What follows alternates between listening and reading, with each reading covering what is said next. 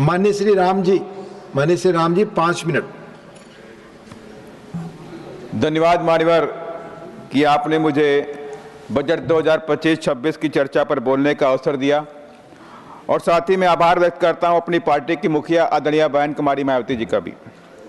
मान्यवर, देश में इस बजट से लगभग 70% लोगों को निराशा ही हाथ लगी। बजट का देश की जनता बेसब्री से इंतजार करती है कि बजट के बाद फाइनेंस मिनिस्ट्री तमाम तरह की रियायतें गरीब जनता को देने वाली होंगी।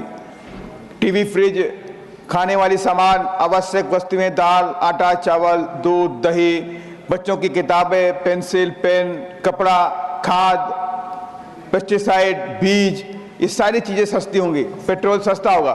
लेकिन जल्दी ही उनको निराशा हाथ लगी जब इस तरह की कोई भी रियायतें माननीय फाइनेंस मिनिस्टर जी गरीबों के लिए नहीं ला पाई। मानव देश में लगभग 70 करोड़ लोग अलग अलग सेक्टरों में मजदूरी करते हैं। इनकी मजदूरी 200 रुपए से लेकर 300 रुपए तक होती है और 300 रुपए में एक गरीब व्यक्ति क्या करेगा। देश में लंबे अरसे तक कांग्रेस ने भी राज किया और बीजेपी कर रही।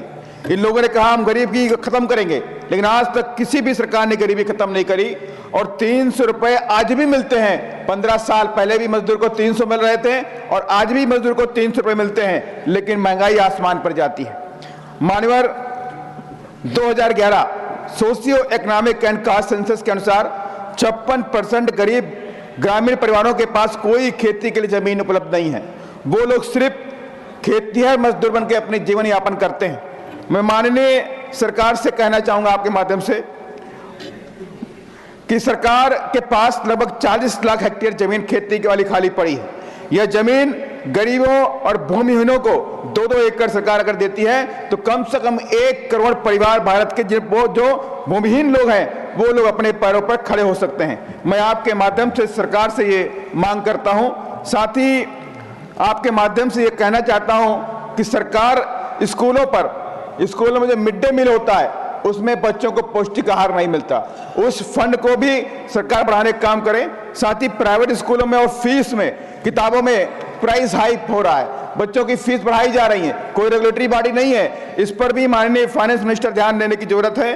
साथ ही मैं आपके माध्यम से सरकार से यह भी कहना चाहता हूं कि SC/ST का जो फंड होता है, SC/ST का जो फंड है, डेवलपमेंट उनके खर्चा होना है, उनके शिक्षा पे खर्चा होना है, उनके रोजगार पे खर्चा होना है, लेकिन तमाम सरकारें उस SC/ST फंड को डाइवर्ट करके अन्य मदों में खर्च करती हैं। इस पर माननीय फाइनेंस मिनिस्टर रोक लगाएं कि जो फंड जो मद में खर्च होना है उसी मद में वो खर्च किया जाए। साथ ही मैं आपके माध्यम से ये भी कहना चाहता हूं कि लंबे अरसे तक काफी दिनों से SC/ST के बच्चों को स्कॉलरशिप टाइम पे नहीं मिल रही और सरकारी स्कूलों के फीस स्ट्रक्चर की वजह से तमाम SC/ST के जो गरीब बच्चे हैं वो एडमिशन नहीं ले पा रहे।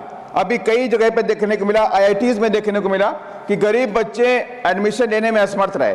तो मैं आपके माध्यम से सरकार से कहना चाहता हूं कि SC/ST के जो बच्चे, जो गरीब लोग हैं, उनकी फीस को फ्री किया जाए और साथ ही जो उनका स्कॉलरशिप होता है वो भी सरकार टाइम पर उनको देने का काम करे। और इसके साथ ही मैं आपके माध्यम से कहना चाहता हूं कि बाबा साहब डॉक्टर अम्बेडकर ने इस देश के अंदर रोजगार और इस देश को आर्थिक शक्ति के रूप में बनाने के लिए तमाम दस्तावेज लिखे, तमाम तरह के रिसर्च भी दिए और तमाम तरह की किताबें भी लिखी।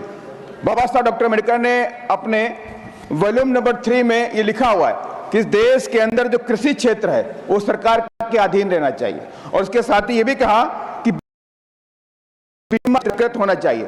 अगर आप बीमा को प्राइवेटाइजेशन कर दोगे 100% तो इस देश में बहुत बड़ा जोखिम उठाना पड़ेगा, देश जोखिम की तरफ बढ़ सकता है। इसलिए मैं माननीय फाइनेंस मिनिस्टर से कहूंगा कि इस पर भी पुनर्विचार करें और बाबा साहब की इस बात को भी ध्यान में रखें।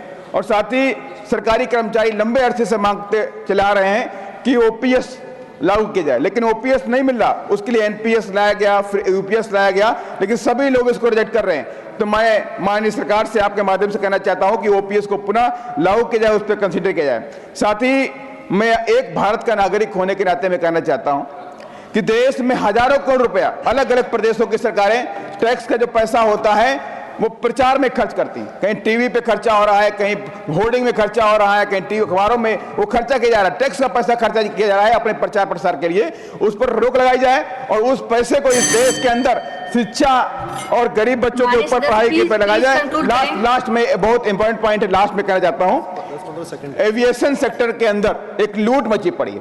मैं सरकार से कहना चाहता हूं कि एविएशन सेक्टर के अंदर लूट को रोकने के लिए जिस तरह ट्राई के अंदर try regulatory authority of India बनाया गया है, ऐसे एविएशन सेक्टर के अंदर भी एक रेगुलेटरी बॉडी बनाई जाए जो प्राइस हाइक को रोकने का काम करे। धन्यवाद। जय भीम, जय भारत। माननीय सदस्य मिथिलेश